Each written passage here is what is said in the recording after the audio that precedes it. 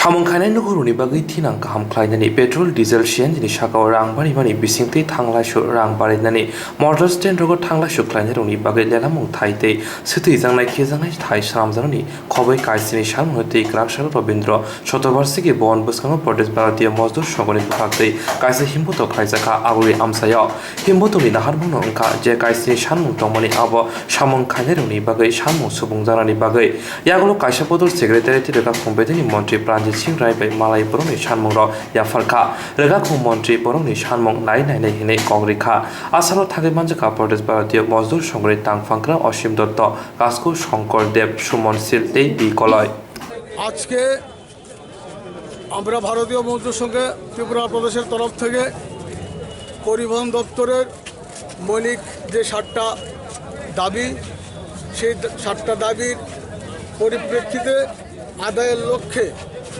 আমরা ত্রিপুরার মাননীয় পরিবহন মন্ত্রী মাননীয় পরিবহন সচিব এবং এখন তাদের কাছে আমরা ডেপুটেশন দিয়ে এসেছি 5 জন প্রতিনিধি। এখন আমরা এই ত্রিপুরা রাজ্যের জয়েন্ট কমিশনার পরিবহন দপ্তরের কাছে একটা সুশৃঙ্খল লেডির মাধ্যমে আর একটা মেমোরান্ডাম আমরা ওখানে পেশ করব। আমাদের এই 7টা দাবির মধ্যে যে মৌলিক যে দাবিগুলো আমরা চাই এই পরিবহন দপ্তরের শ্রমিকদের জন্য এবং সারা ত্রিপুরা রাজ্যের শ্রমিকদের জন্য পরিবহন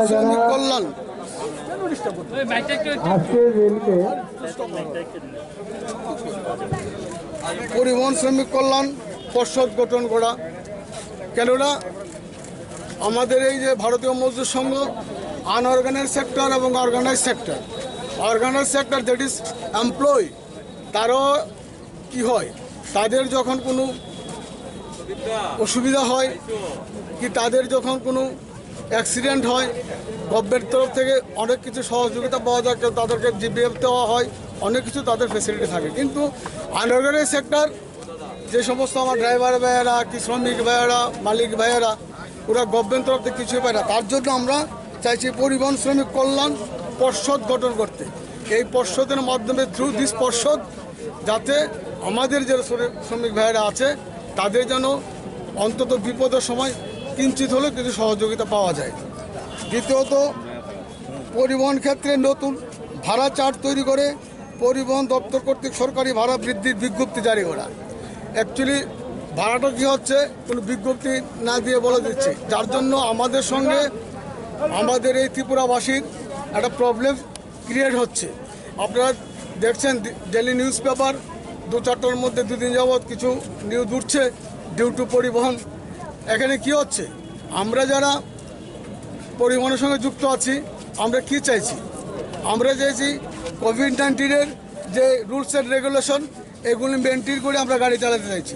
ইট ইজ ফ্যাক্ট, আমি যদি 100 জন যাত্রীর মধ্যে আমি 50 জনকে নিয়ে যাই তাইলে তো অবভিয়াসলি সেই ভাড়াটার দ্বিগুণ হবে।